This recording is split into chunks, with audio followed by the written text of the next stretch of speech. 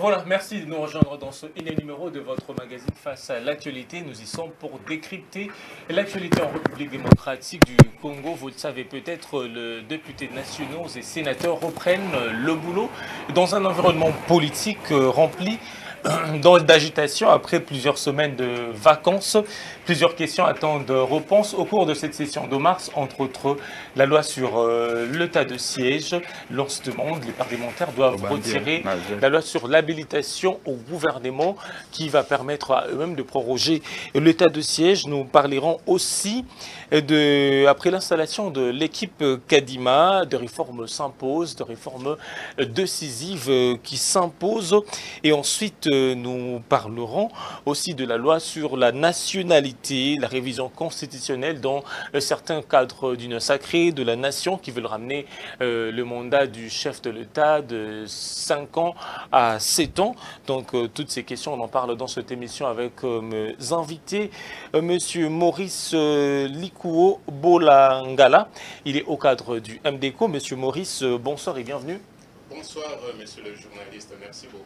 Voilà. Comme co-débatteur, le président national du MDECO, le président Gabriel Mokia. Bonsoir et bienvenue dans cette émission Face à l'actualité. Voilà, je l'ai annoncé dans mon introduction, après de vacances, les députés nationaux et sénateurs, le parlementaire de manière générale, qui reprennent le boulot et dans un environnement politique agité, de questions que les gens se posent, qui attendent réponse dans cette session de mars. L'état de siège, je le dis, le social de la population aussi, on en parle à long et à large avec mes invités. Et sur ce plateau, le président Mokia, vous êtes président d'un grand parti politique, le MDECO. Qu'est-ce que vous attendez du travail du parlementaire au cours de cette session de mars? Tant de questions qui s'imposent. Le social, les réformes électorales. Réformes électorales, le social de la population, ça m'intéresse. Parce que les gens sautent au pouvoir puisqu'il y a un peuple. S'il n'y avait pas un peuple, on n'allait pas gérer les pays. Alors, pour le moment, je n'attends rien parce que je n'ai jamais compris le travail des parlementaires depuis qu'ils sont là. Moi, je vois seulement des aventures. Parce qu'il y a plusieurs initiatives qui sont au niveau du Parlement, qui attendent... Des injures entre eux. Alors, je n'ai jamais maîtrisé notre Parlement. C'est pourquoi. Mais avant de commencer, avant de s'étendre sur ces points, permettez-moi de m'acquitter d'un devoir, de présenter mes condoléances à ma belle famille de Yamoukou de Songé, qui vient de perdre un grand homme de Dieu. Je vois votre téléviseur ici, c'est une télévision aussi de Dieu, à la personne de Jeff Malobo. Donc, c'est mon beau-père, le papa de ma femme Yolande, qui nous a quittés depuis le dimanche passé. Nous sommes encore dans la tristesse parce qu'on ne peut pas perdre un homme de si grande valeur comme ça. Mais hélas, Dieu a donné, il a repris. Et les points que j'ai retenus de papa Malobo, il a bien fait grandir ses enfants. Ce ne sont pas des enfants qui boivent, qui racontent des mensonges. Les enfants qui aimaient tellement la famille, les parents. Et je suis surpris, je suis surpris de me retrouver dans une telle famille où quelqu'un a fait un espoir à féliciter comme papa Job Malo. Nous venons de le perdre à mon nom, au nom de ma propre famille, de tous les Bambouza. Nous disons encore nos condoléances les plus attristées. Voilà. Paix à son âme et nos condoléances de la part de ZM Télévision. Président Mokia, vous allez répondre à mes questions. Je posais la question, qu'est-ce que vous attendez de toutes ces initiatives parlementaires qui attendent réponse? Il y a la loi de Noël Tiani sur la nationalité, il y a l'état de siège. On se demande s'il faut arrêter avec cet état de siège. Dans la partie Est, il y a le social de la population aussi. À votre niveau, en tant que président d'un parti politique, vous attendez de quoi? J'attends qu'on puisse accréditer cette thèse de cette loi, que cette loi soit d'application dans notre pays. Parce que quand on n'est pas congolais, on ne peut pas se donner cette cette importance de venir gérer le Congo. C'est impossible. C'est impossible de venir gérer le Congo.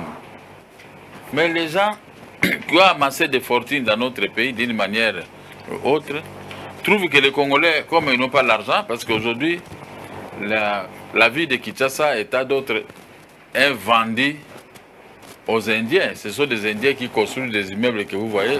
Les expatriés. Sous couvert de ceux qui ont pillé pendant le régime des Joseph Kabila. Les associés attitrés des Indiens. Et demain, il y aura un problème dans ces pays parce que toutes les maisons de la Gombe vont appartenir aux Indiens. Mais nos services de sécurité ne regardent pas ça. Ils ne comprennent pas ce qui se passe. Ils voient seulement les maisons pousser. Alors, et demain, un Indien va se présenter à la magistrature suprême. Voilà. Hein? Et je ne sais pas si vous serez content comme ça qu'un Indien vous dit aujourd'hui, moi aussi je suis candidat à l'élection présidentielle parce que les Congolais, vous êtes des naïfs.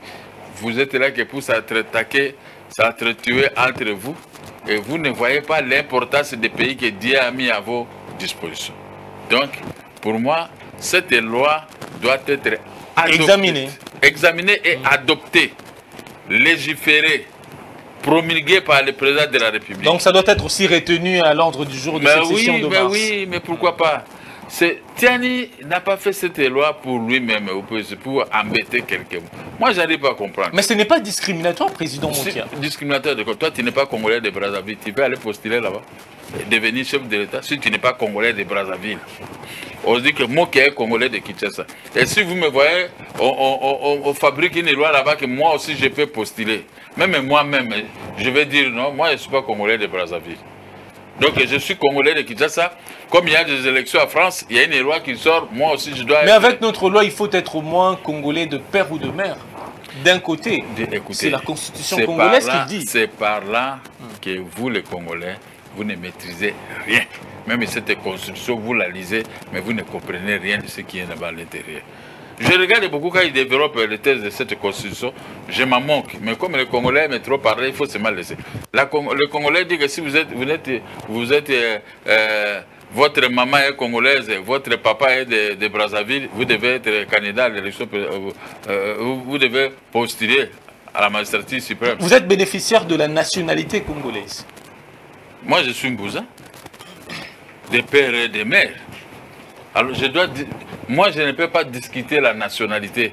Je suis au centre de cette... Je suis né à Bumba, j'ai grandi épais à Bumba, j'ai fait mes études à Kinshasa et je suis dans la capitale. Vous pouvez m'inviter à n'importe quel pays d'aller rester. En tout cas, là, je ne serai pas trop content. Ça va? La loi doit passer. Demandez aux députés de ne pas se distraire avec tout ce qu'ils sont en train de faire. C'est pas quelqu'un a des milliards et il vous achète tout. Mais où se trouvent les pays? La plupart des gens ont géré les activités administratives ou ont géré quand même certaines provinces. J'ai fait le tour de certaines provinces. Qu'est-ce qu'il y a d'avoir de spécial? Mais les Congolais, avec leur propre conscience, en gérant des provinces, ils vont faire quelque chose. On doit éviter les vols. Les gens qui viennent, je termine là, les gens qui viennent que vous flaquez dans tel endroit, mais ce sont des gens qui viennent que pour voler. Comment, président Mokia, même ce Congolais des pères et de mères qui ont géré ce pays, ils n'ont pas pu développer ce pays. Ils ont emmené ce pays à la ruine. C'est pourquoi vous en savez quelque chose. Raison pour laquelle est-ce qu'il faut nécessairement être Congolais de pères et de mères? Ils n'ont pas pu développer le pays. Il faut pas maintenant les étrangers. Il n'est pas interdit à un étranger de faire du commerce. Des fois, il peut être un membre du gouvernement, ou il peut être un bourgmestre, tout ça, ce n'est pas interdit. C'est dans la Constitution. Mais maintenant, venir gérer la tête du pays, non. Voilà. Merci beaucoup, Président Mokia. Monsieur Maurice, co-débatteur, je vous repose également la même question. Je l'ai dit, plusieurs questions qui attendent réponse des initiatives parlementaires, qui sont sur la table du Président Bosso, qui attendent d'être alignées. À votre niveau, en tant que haut cadre d'un parti politique comme le MDCO, vous vous attendiez à quoi? En tout cas, merci beaucoup pour la question. Tout d'abord, je commence comme le président Gabriel Mokia a commencé à souhaiter des condoléances à la famille Malobo. Pour moi, je ne vais pas m'étendre beaucoup sur cet événement malheureux, mais seulement, je vais souligner une chose. une chose qui est très importante pour moi et qui m'est restée vraiment dans ma mémoire. Parce que le jour que ma femme et moi, nous sommes allés rendre visite à papa Malobo lorsqu'il était aux cliniques universitaires, je l'avais quand même un peu taquiné. Je l'avais taquiné, je lui avais dit, papa, Jeff, mais ta place n'est pas ici. Il faut retourner à la maison parce que je n'ai pas encore terminé des litiges avec toi pour le problème du mariage de sa fille. Et vous savez comment est-ce qu'il m'a répondu? Et devant tout le monde, hein, toute la famille, il m'a dit non, Maurice, tu ne vas pas traiter avec moi, tu vas traiter avec Étienne, c'est-à-dire un de ses frères. Moi, je dis, mais non. Moi, je ne peux pas traiter avec Étienne parce qu'Étienne n'est pas ici.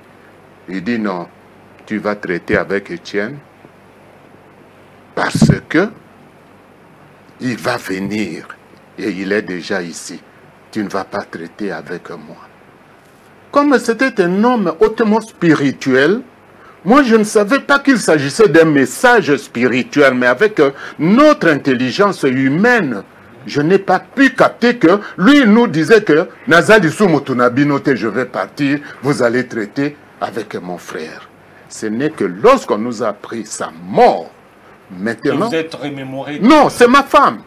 Ma femme m'a dit, ah Maurice, le Saint-Esprit nous avait déjà communiqué. Malheureusement, nous sommes des êtres humains. Nous n'avons pas capté le message parce qu'il nous a déjà averti qu'il ne sera pas avec nous. Tu vas traiter avec son frère Étienne. Moi, je dis, voilà, pourquoi est-ce que je souligne ce problème? Parce que c'est vraiment un problème qui me tient à cœur. Et à travers ça, je présente mes condoléances à toute la famille. Comme nous aussi, nous appartenons aussi à cette famille. Et paix à son âme. Alors, en ce qui concerne la question que vous venez de me poser sur la rentrée parlementaire. La session de mars. Oui, oui, la session de mars, tout ce que moi je souhaite. Je ne sais pas si nos parlementaires vont quand même se racheter. Parce qu'avec ce mandat des parlementaires, il n'y a eu que des bêtises et des bêtises, de médiocrité sur médiocrité. Alors, je ne sais pas s'ils vont s'occuper cette fois-ci de se racheter. Hein? De se racheter. Donc, l'union sacrée est médiocre, c'est ça? Oh, ça, ne parlons même pas. Ou bien tu vas me poser cette question après, parce que c'est... Non, parce que ces parlementaires est dominé majoritairement par les élus d'union sacrée de la nation. Mais, bon, d'office, vous déduisez que l'union sacrée est médiocre. Bon, disons que l'union sacrée est composée de qui? Est composée de qui? Ça, c'est le FCC. Elle est hétérogène. C'est comme Gabriel Moki avait dit l'autre fois que c'est le FCC rénové. Ce n'est pas l'union sacrée dans le véritable sens que nous avions souhaité que cela soit. Ça, c'est vraiment du FCC rénové. Hein? Pour ne pas dire que c'est le FCC qu'on a rebaptisé sous un autre nom, une autre étiquette. Donc, cette histoire-là du FCC, d'union sacrée, il ne faut même pas en parler, ça n'existe même pas. On ne connaît même pas les structures qui dirigent le FCC, qui sont dans le comité du FCC. Puisque nous tous aussi, au départ, nous étions dans le FCC, et nous sommes dans le FCC. Quel jour est-ce que nous avons reçu l'invitation que voilà, tel jour, à telle heure, il y a réunion à telle place, et celui qui convoque la réunion, c'est un tel. Ça n'existe pas. Bon. Donc, limitons-nous tout d'abord au problème du Parlement comme tel. Je souhaite, comme M. Gabriel Mokia, notre président national, comme votre confrère Makassi vient de dire qu'il n'est pas président national, il est président international. Oui, vient de dire. C'est trop tard pour cette législature de s'occuper du problème social de notre pays. C'est vraiment trop tard. À quelques mois, qu'est-ce qu'ils peuvent faire?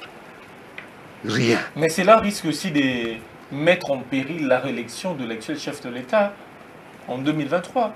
Mais lui, bon, vous dites bien qu'il est chef de... Écoutez, il est chef de l'État. Il a son bilan à lui. Il va présenter lui-même son bilan. Est-ce que moi, je peux présenter le bilan de quelqu'un d'autre ou bien je dois présenter mon bilan? Qu'est-ce qu'on appelle le bilan?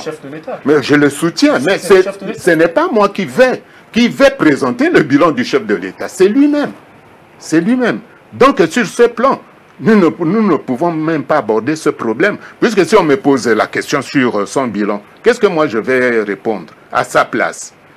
Donc, disons que pour le problème du social, il faut que on puisse quand même attendre jusqu'à ce que nos députés puissent se ressaisir, même pour la prochaine législature, penser au social de la population, c'est-à-dire les salaires des fonctionnaires, le problème de santé, le problème de la scolarisation des enfants, et ainsi de suite. Merci à la gratuité, on en bénéficie quand même.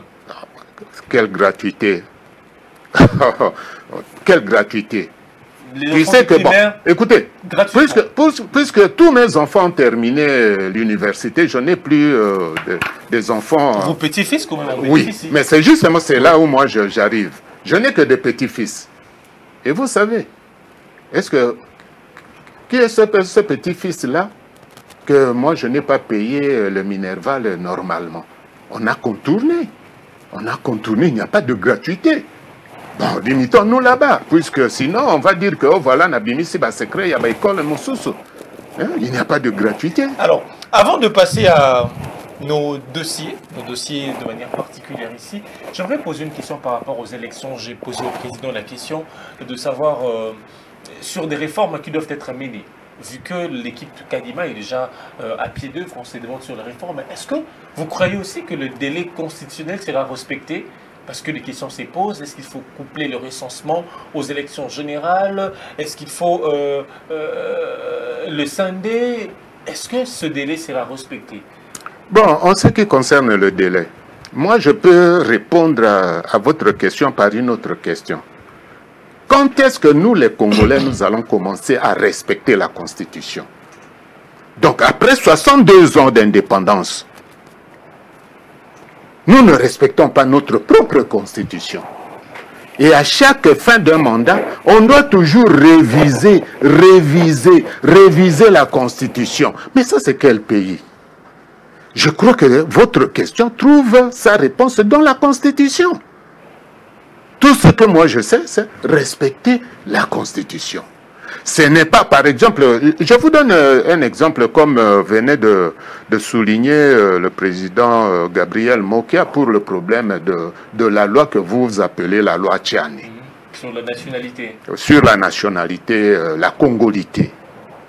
Moi, j'ai toujours souligné, je crois que même avec vos confrères, j'ai toujours souligné que cette loi comme telle n'existe pas. Parce que ce n'est pas Tchani qui commence cette loi. Cette loi existe depuis l'accession de notre pays à l'indépendance. Lisez toutes les constitutions de notre pays. On ne peut pas être candidat président de la République si on n'est pas de père et de mère congolais. C'est clair. Même à l'époque du maréchal Mobutu, disait même la Constitution. Là, interprétation. Non, la loi sur la nationalité, on dit autrement. On dit quoi? La loi sur la nationalité. Bon, en fait, je ne sais pas si je n'ai pas une mémoire un peu bien faite. Dites-moi, vous qui connaissez. Monsieur Maurice, non. On cherchera une émission, un format élaboré pour parler à long et à large de cette question sur moi, j'aimerais à ce que vous puissiez me dire que voilà, puisque nous, notre pays a commencé avec la loi fondamentale. Pendant juste après l'accession de notre pays à l'indépendance. Depuis la loi fondamentale, jusqu'à la Deuxième République, il y a eu combien de constitutions? Dites-moi seulement pour telle constitution, même pour la constitution de Louloabour, même pour la constitution de la République d'Isaïr, il y a eu ça. Mais ça existe. Là, ce n'est pas dans les inepties comme certaines personnes qui se disent universitaires, qui se disent universitaires juristes et qui viennent se masturber sur le problème de la congolité. On ne blague pas avec ça. Non, dans quel pays au monde on a déjà blagué avec la magistrature suprême? Non. Même si on est corrompu, mais pas jusqu'à ce niveau.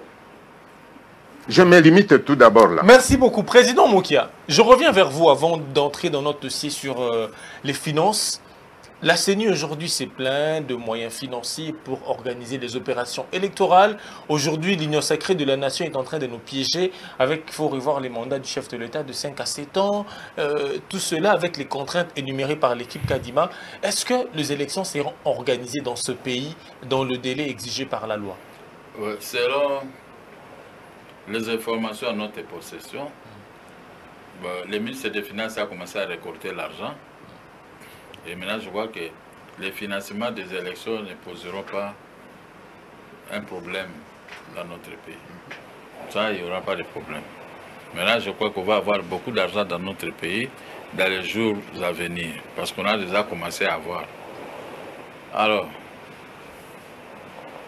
c'est le problème de la CENI elle-même, de bien faire un bon travail pour conquérir toutes les entités administratives de la République démocratique du Congo et que les élections puissent se dérouler dans toutes les provinces. Pas comme les élections passées. Moi, j'ai eu autant de voix dans les Bandundu, mais on a ramassé mes voix dans les grandes avenues. Même ici à Matete, les gens m'ont amené, on a ramassé ça. Donc ça, ce n'était pas les élections. Ça, c'était du bouillabaisse. Vous comprenez? Donc pour le moment, le problème revient à la CENI. Et l'autre, tu as dit? Par rapport au mandat du chef de l'État de 5 à 7 ans, l'Union sacrée de la nation nous donne déjà de signaux. On craint un glissement du côté du pouvoir en place. À 1995, après le départ de François Mitterrand en France, il avait accompli 14 ans de l'exercice de 2 mandats 7 à 7 ans. Quand Lionel Jospin est arrivé au pouvoir en tant que Premier ministre, il a initié une loi pour réduire les mandats présidentiels de 7 ans à 5 ans. C'est pourquoi Jacques Chirac a fait le premier mandat 7 ans et le deuxième c'est 5 ans. Ça fait au total 12 ans. Mitterrand 14 ans.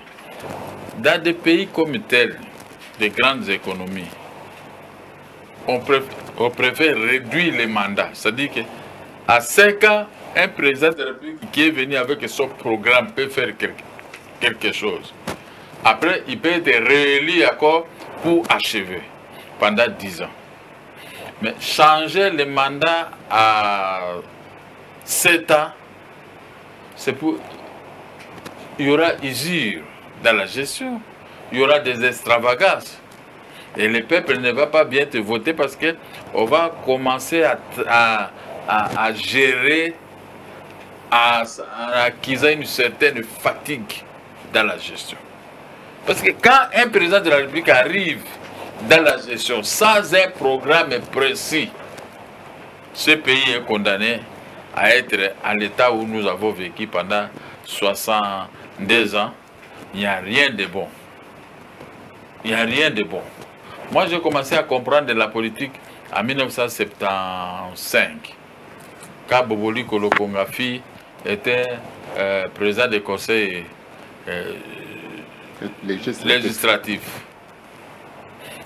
Quand il y a eu des interventions de Tshisekedi Mamouloumba et consort, j'ai vu, j'habitais à l'hôtel Palace.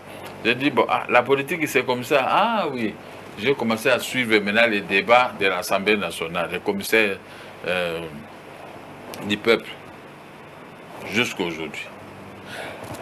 Mais à chaque présentation d'un programme par un chef de l'État élu, on déconne toujours. Ce qui est présenté, ce n'est pas ce qui est exécuté. C'est ce qui s'est fait aujourd'hui avec l'actuel chef de l'État.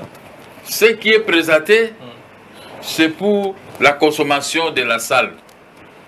Mais ce qui est exécuté, c'est pour la famille, pour les amis et pour les étrangers. Mais pas pour les Congolais. J'ai vu le pouvoir passer de Joseph Kabila.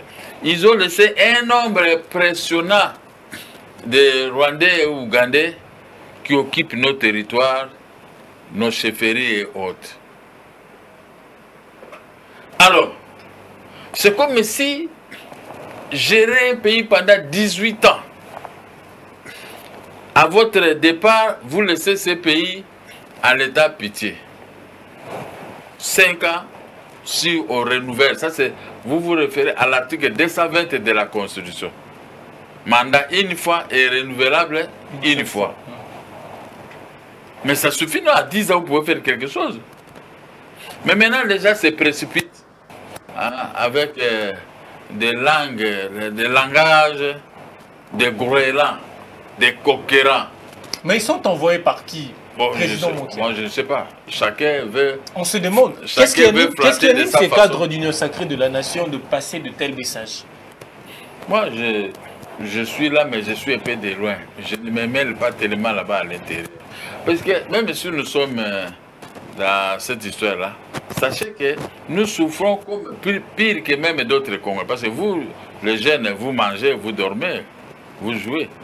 Mais moi, j'ai l'obligation de soutenir la famille, de soutenir les petits coqs, soutenir les veillards dans ma famille, les jeunes, les mariés et tout ça, mes travailleurs et mon parti politique. Il faut que j'ai de l'argent. Mais, s'il arrivait que je suis quelque part, je me suis engagé, mais il n'y a pas de bonus, il n'y a rien. Oui. Si je me fais rebeller, on dit non, il était venu ici pour ceci. C'est pourquoi nous gardons le silence. Mais pourquoi réviser la Constitution? Bon, si je dis comme ça, demain je serai à quoi arrêter parce que en 1990, si c'est combien là? 5. Non, 11. 10. 2010. J'ai été arrêté puisque je faisais ombrage à la révision de l'article 71 de la Constitution qui demandait les débats contradictoires entre les deux restants. Je fais ombrage à Koya Diallo, mon propre frère, à tous les gens du PPRD qui venaient présenter 12 articles à réviser. Je me suis interposé jusqu'à ce qu'on a envoyé quelqu'un voir, il faut les retirer de la circulation. On m'a retiré de la circulation pour aller m'engager pendant 3 ans et 6 mois quelque part en prison centrale. Bon, dis-moi maintenant, on a révisé la Constitution.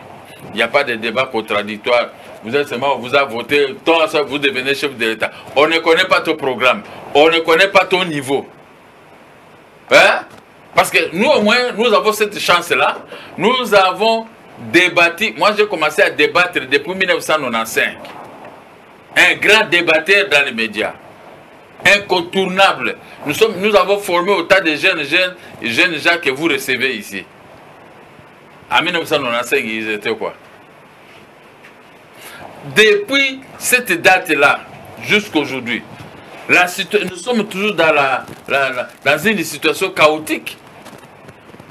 Bon, on a révisé la Constitution. Qu'est-ce qui a changé?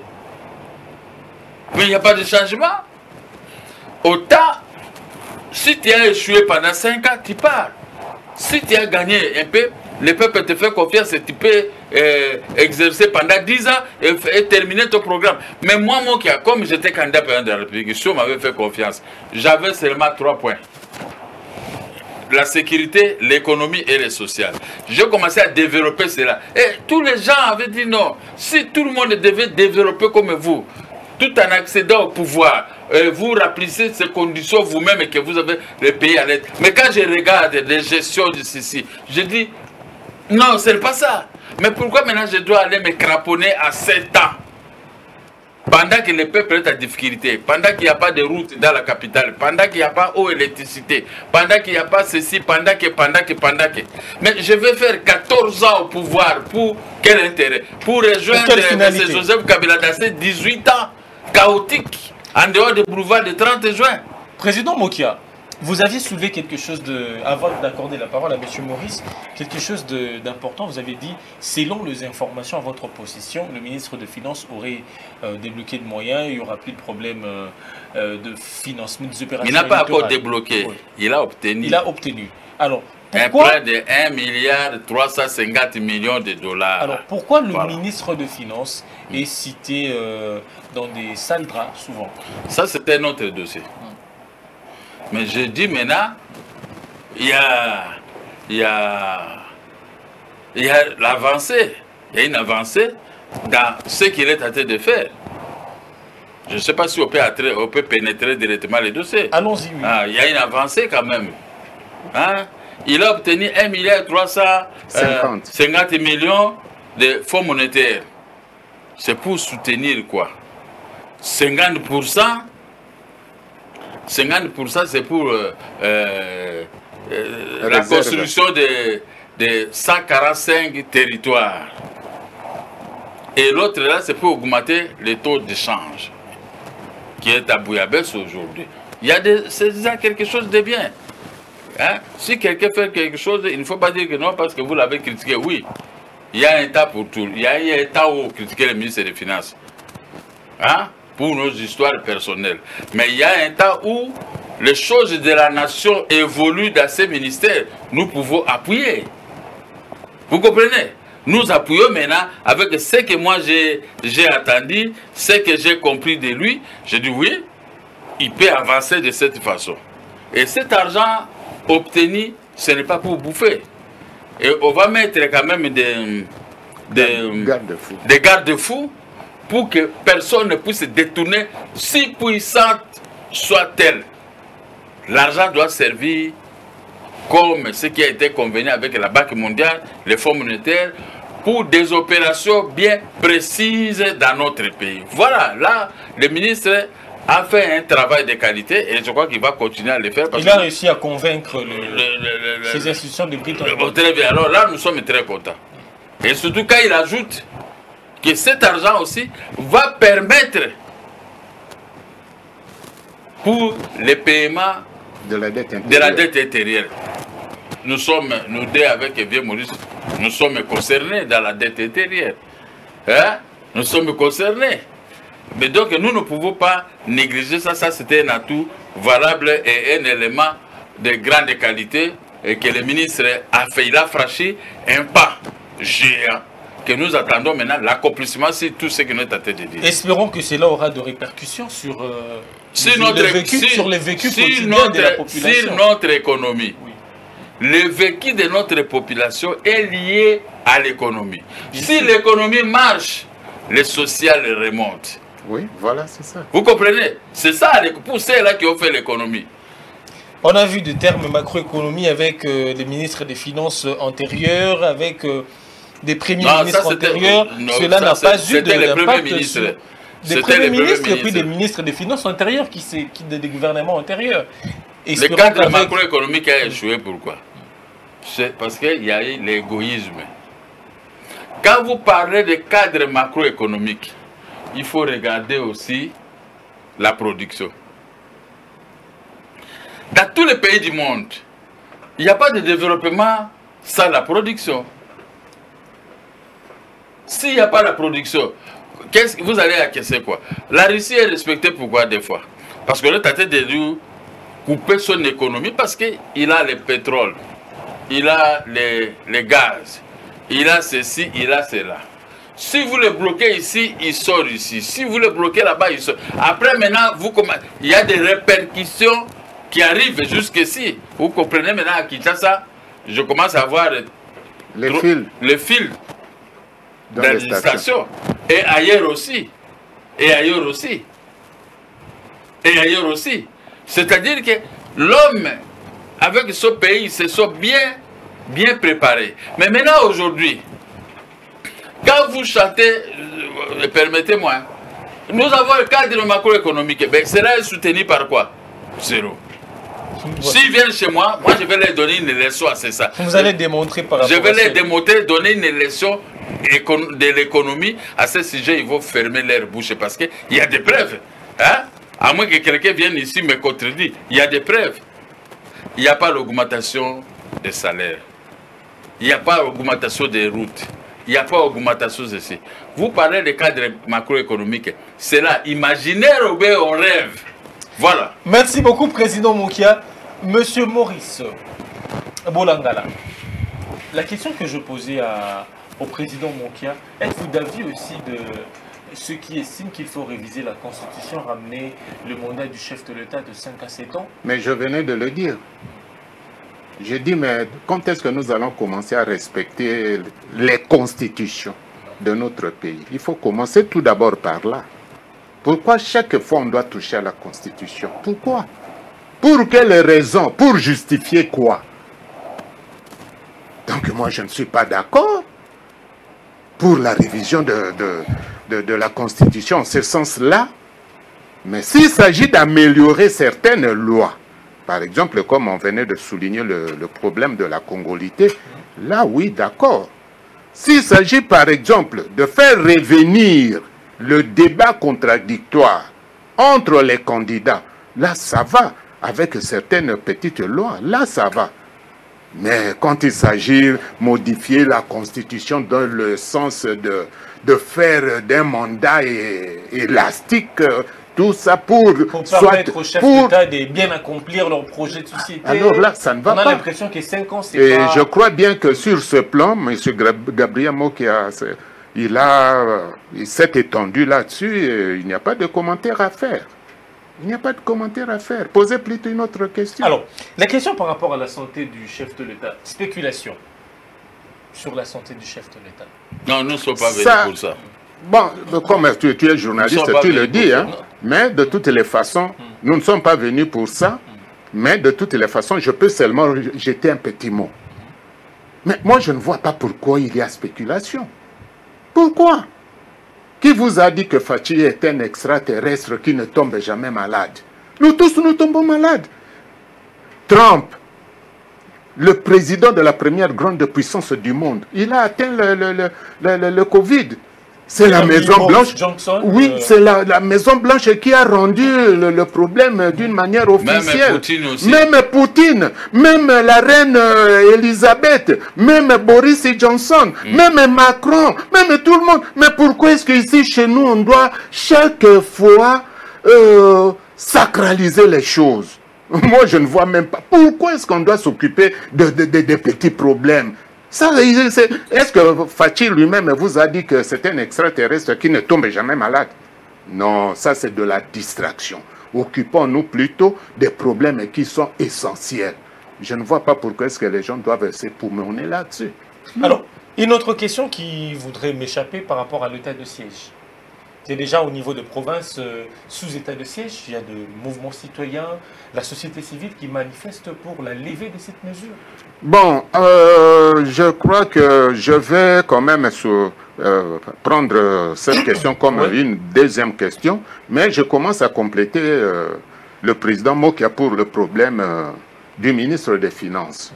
Vous savez, un homme qui est sérieux en politique, ce n'est pas puisqu'on s'est chamaillé avec un tel hier, aujourd'hui, s'il fait une très bonne chose, d'une manière malhonnête, vous devez dire « Oh non, Azam Otumabe Bonabo ». Mais les gens doivent vous juger. Par exemple, comme les gens qui ont suivi les émissions de M. Gabriel Mokia. Oh, il a vilipendé le ministre des Finances. Oh, bueno. Mais aujourd'hui, s'il appuie le ministre des Finances pour tout ce qu'il est en train de faire, pour l'intérêt de notre pays, mais on doit le féliciter. C'est à partir de là que les gens peuvent dire, ah, en tout cas, Moutou Wanaza sérieux. Vous voyez, parce qu'on est honnête. Le ministre des Finances, ces derniers temps, il a battu quand même un travail très sérieux. Hein? Puisque décrocher 1,350 milliard de dollars, arriver à convaincre, arriver à convaincre le Fonds monétaire international, arriver à relancer les relations avec la Banque mondiale, avec la BAD, tout ça. Mais on doit le féliciter.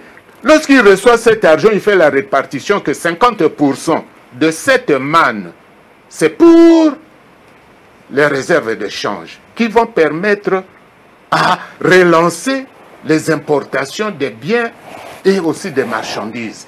Et les 50% pour le développement de 145 territoires. Mais c'est quelqu'un à féliciter, puisqu'avec ces réserves de change, même pendant 3 mois, ou bien pendant 6 mois, on peut quand même éponger, et je dis bien éponger la dette intérieure, permettre aux hommes d'affaires de relancer leurs activités. Et dans cette opération, on doit éponger aussi la masse des chômeurs. Alors, s'il fait des choses comme ça, on doit quand même le féliciter. Même si hier, il s'est chamaillé. Mais dans quelle famille Bassoua Nakate? Ce n'est pas pour autant qu'on est devenus des ennemis, non. Alors, c'est pour cette raison.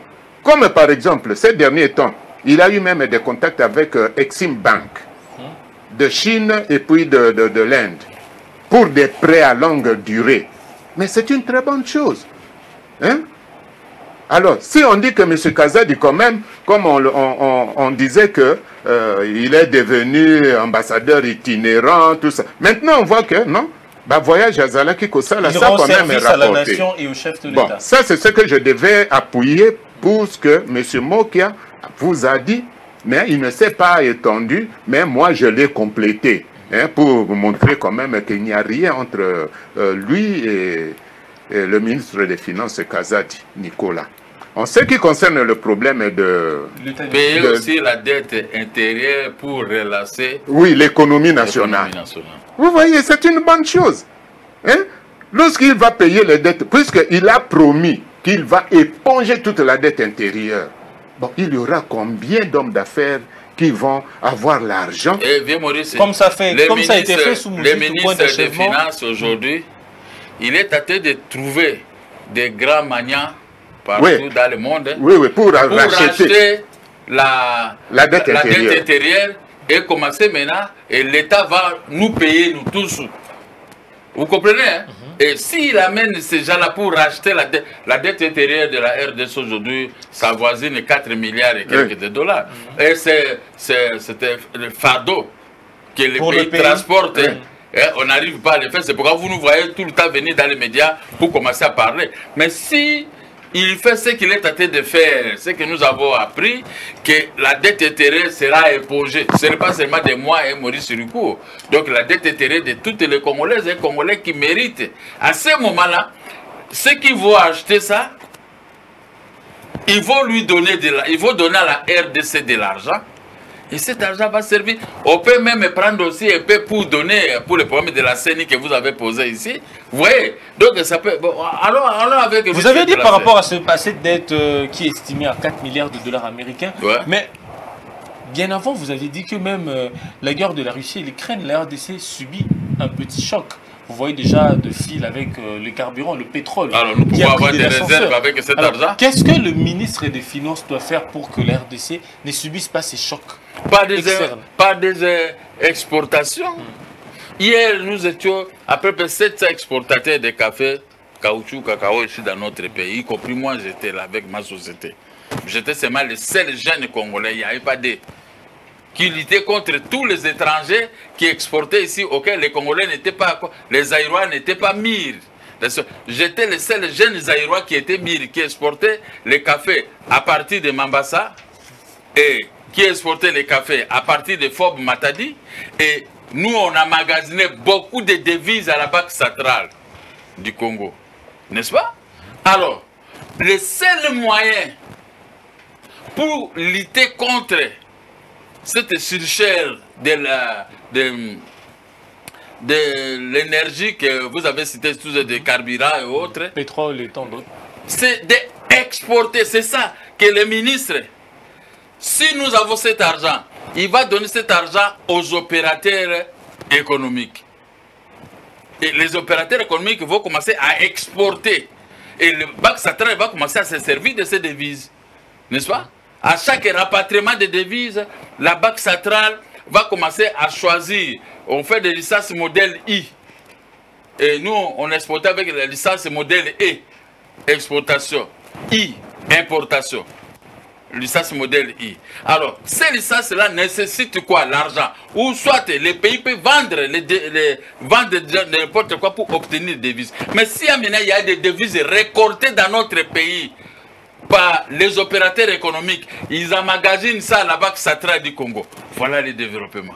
Voilà. Vous ne voyez pas que Poutine n'a pas peur parce qu'il a des histoires qui lui permettent de résister contre ce que... Parce que quand les gens parlent, moi je les écoute, ils n'ont jamais fait ça. Ils se sont fait des réserves déjà.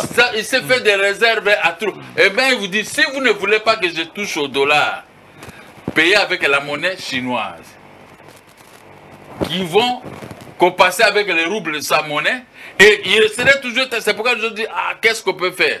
Alors là, amené à la guerre des étoiles. Maintenant, il dit que j'enlève ce que j'ai là-bas, votre astronaute va mourir. Je crois qu'aujourd'hui, Biden est en train de réfléchir. Voilà. Le peuple américain, il risque d'aller chasser Biden parce que ce genre de décisions qu'ils sont en train de prendre, c'est pour ça. Alors, c'est pourquoi ce n'est pas les exportations. Les exportations aident les importateurs à importer avec les devises que nous détenons à la Banque centrale pour diminuer maintenant les prix. Quelqu'un qui a importé un véhicule qui a coûté à peu près 3 000, 4 000 $, arrivé ici avec tous les frais 6 000. Au lieu de vendre ça à 10 000 $, il peut vendre ça même à 7 000 $ parce qu'on a amoindri le coût avec nos propres devises. Vous comprenez? Ça, ce sont des notions de l'économie. Il faut être un praticien comme moi pour bien comprendre. Okay. Merci beaucoup, Président Mokia. Et M. Maurice, un mot par rapport à cette crise entre l'Ukraine et la Russie, qui, le Président a dit, qui semble un peu avoir de choc au pays. En tout cas, merci beaucoup pour la question. Je crois bien que le problème de l'Ukraine, c'est un problème... qui nécessite sérieusement une grande émission. Mais de quel... Enfin, pour cette émission ici, même à 2-3 minutes, je peux placer un mot. Parce que ce problème n'est pas seulement pour l'Ukraine, n'est pas seulement pour la Russie. Ça nous concerne, nous aussi, nous les Congolais. Parce que voyez-vous ce qui se passe. L'Ukraine a-t-elle raison ou tort? Poutine a-t-il raison ou il a tort? Qu'est-ce qui se passe entre Poutine et l'OTAN? C'est ça les questions. Puisque nous, par exemple, ici, vous voyez ce qui se passe maintenant en Europe pour le problème de l'OTAN. On a mobilisé la presse, on a mobilisé les fonds. Voilà comment est-ce qu'on accueille même les réfugiés partout dans tous ces pays d'Europe. On s'occupe d'eux. Il y a même des grands financements de 3 milliards qu'on a donnés à l'Ukraine. 300 millions, ceci, cela. Mais ici, chez nous, il y a eu combien de morts? Est-ce que vous avez vu qu'on s'est occupé de nous? 12 millions de morts. Ni vu ni connu. On ne soulève même pas ce problème. Et c'est une leçon pour nous. Pourquoi? Puisque ce sont les mêmes multinationales des Occidentaux qui viennent provoquer les désordres ici chez nous. Pour ne pas dire toute l'Afrique. Maintenant, Bamoni sait que c'est la guerre. Vous voyez comment est-ce que leurs propres frères sont en train de mourir, de souffrir, de pleurer. Est-ce qu'ils se rendent compte que ce qui se passe là-bas, c'est ce qu'ils font ici chez nous? C'est ça la question. Nous, les Congolais, nous devons réfléchir. Le Rwanda, est-ce que le Rwanda peut attaquer notre pays? Mais si Kagame se comporte de la sorte, mais qui sont derrière? Mais ce sont eux les Occidentaux. D'ailleurs, je peux dire que d'ici peu... Qui manidance le tout. Oui, je peux même dire que d'ici peu, les Africains peuvent même tous se retourner vers la Poutine. Parce que maintenant, on a compris que nos malheurs, ce sont les Occidentaux. Je ne parle pas de la guerre, leur guerre là-bas, mais il a raison.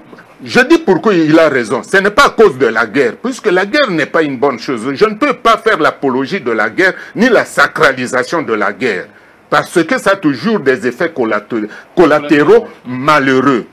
Mais ça nous donne une matière surtout pour eux, les Européens. Donc une leçon pour nous, Africains oui, aussi. Mais, disons pour nous, les Congolais, je prends par exemple notre cas. Vous savez qu'avec cette guerre d'Ukraine, nous sommes aussi les grands bénéficiaires. Nous les Congolais. Mais on pose la question maintenant à nos dirigeants. Qu'est-ce qu'ils ont prévu comme privilège de tout ce qui se passe là-bas? Parce que le cuivre doit augmenter de prix. Toutes les munitions là-bas, c'est le cuivre. Et ce cuivre vient de chez nous. Oui. Bon, pour ne pas citer tous les métaux, ni tous les minéraux, mais ça se trouve où? Tous les minéraux stratégiques se trouvent ici chez nous. Alors, ils doivent aussi penser à augmenter le prix. Parce que notre budget doit même être triplé à partir de la guerre de Poutine. Monsieur voilà. Maurice, mais je ne suis pas entré... Profiter du malheur des autres pour... Mais eux, ils profitent de nos malheurs. L'Occident. D'ailleurs, Poutine, dernièrement, je crois qu'il a dit qu'il suffit qu'il retire tous les pays africains francophones et que la France tombe. Voilà. C'est déjà une leçon. Merci beaucoup, monsieur Maurice Luko Bolanga. Cela ne veut pas dire que je suis pour la guerre. Non, moi, je n'aime pas la guerre parce que j'ai commencé à vivre la guerre à l'âge de 14 ans. J'ai vécu tous les événements malheureux de notre pays. Et ça fait mal, ça fait mal, oui, ça fait très mal. Oui, oui. Donc, nous sommes arrivés à la fin de notre émission. Président Mokia, président du parti MDECO. Président international, comme disait Makas. Vous savez... Juste pour conclure, 1 minute pour conclure. Oui, vous savez, les dossiers Ukraine et Russie, je crois que c'est une erreur grave des Occidentaux. Maintenant qu'on est à tête de bombarder l'Ukraine, l'Occident dort tranquillement. Hein? La population de l'Occident est à tête de vaquer à leurs occupations. Mais maintenant, le peuple est à tête de s'éparpiller partout dans le monde, à tête de pleurer. Pourquoi? C'est de la mauvaise politique d'un acteur de cinéma qu'on a placé à la tête du pays comme président de la République. Et l'Ukraine s'est dit déçue de l'OTAN aussi. Non, il n'est pas déçu, il n'est pas encore déçu parce qu'elle n'est pas encore déçue. Parce que vous savez que ici, il y a tel ennemi de tel. Mais vous prenez l'ennemi pour le mettre dans l'antichambre.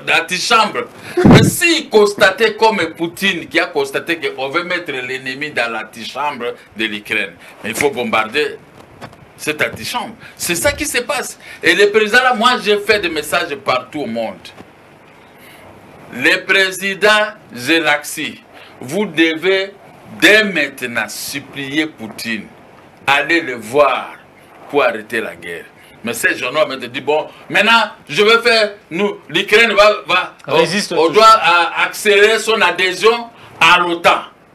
Tu sais que toutes ces paroles-là étaient captées immédiatement par la Russie. Que cet homme, s'il n'écoute pas, malgré que j'ai commencé à le frapper, au lieu de se réduire pour que je cesse, il avance. Il a avancé dans les négociations. Mais vous voyez maintenant, non, ça c'est un petit qui n'a pas de conseiller. Oui, je dis, je l'explique. Parce que maintenant vous réclamez l'adhésion. Quand on a vu la plaire de bombardement et tout ça, Poutine dit, c'est lui qui va oser d'ouvrir sa bouche. Je vais m'en découdre. Il n'a pas cité quelqu'un, mais il a cité tout l'Occident, y compris les États-Unis. Vous avez vu, les États-Unis se sont mêlés dans cette affaire. Ils parlent que de loin, nous allons donner ceci, on va faire ceci. Sanctions économiques, sanctions embargo. Et maintenant, comme il a fait, Poutine il dit, bon, d'accord, je vais t'éprouver. Mais il a sacrifié son peuple. Voilà. Merci beaucoup, Président. C'est pour dire quoi? C'est pour dire quoi? Un seul doigt ne peut pas nettoyer la figure. La figure. Il faut être à bon terme avec tout le monde, n'est-ce pas? Et il faut écouter des conseils. Moi, quand je dis que je suis pro-Poutine, les gens s'en moquaient. Maintenant, ils voient qu'on a fermé la bouche au président de la Géorgie qui voulait mettre son nez comme fille à l'époque. Maintenant, il a fermé sa bouche. Hein. La Russie lui a récupéré l'Abkhazie, lui a récupéré l'Ossétie du Nord. Et maintenant, même ici, le président, le Mangobola, qu'est-ce qu'on a récupéré? On a récupéré la Crimée. On a pris maintenant les Donetsk. On est tenté de tout prendre, l'Afghazie. Et tout ça est tenté de partir. Maintenant, Mariupol est bombardé. Qu'est-ce que vous pouvez maintenant expliquer à votre peuple pendant les élections? Parce qu'on vous a dit de ne pas vous mêler dans cette affaire. Faites semblant, restez avec ton frère Poutine. Ne suivez pas les Occidentaux. Maintenant, qu'est-ce que je dis? Je termine là. Ils ont choisi au moment le plus dur de bombarder, de bombardement, pour lui répondre, pour son adhésion à l'OTAN. Il faut au moins déposer votre demande, et c'est là on va étudier ton dossier pendant 10 ans. Mais pendant 10 ans, ça va s'écraser. Merci beaucoup, monsieur Gabriel Mokia, tout ça. Président national, monsieur Maurice international du parti MDECO. Merci d'être passé dans cette émission face à l'actualité pour débattre de toutes ces questions d'actualité. C'est moi qui vous remercie. Et je quitte l'émission toujours avec tristesse de voir que mon beau-frère, papa Jeff Maloba, est parti. Et nous gardons la famille. Il n'y aura pas d'échec. On va lutter parce que Dieu a donné et Dieu a repris. J'ai pris à tous ces enfants de garder le silence, d'être très forts. Moi, leur propre Bokilo, je suis là. Voilà. Ils doivent vous les soutenez. Supporter, comme moi j'ai supporté pendant 22 ans, comment arracher les biens. Mais j'ai continué à batailler. Et nous allons batailler pour la vie jusqu'à l'éternité. Voilà. Merci également à monsieur Maurice Likuo. Likuo. Vous prononcez ça en français. C'est Likuo Bolangala Maurice. Merci beaucoup. C'est un nom mongo. Likuo. Likuo. Au cadre du MDECO. Bien sûr. D'être passé dans cette émission.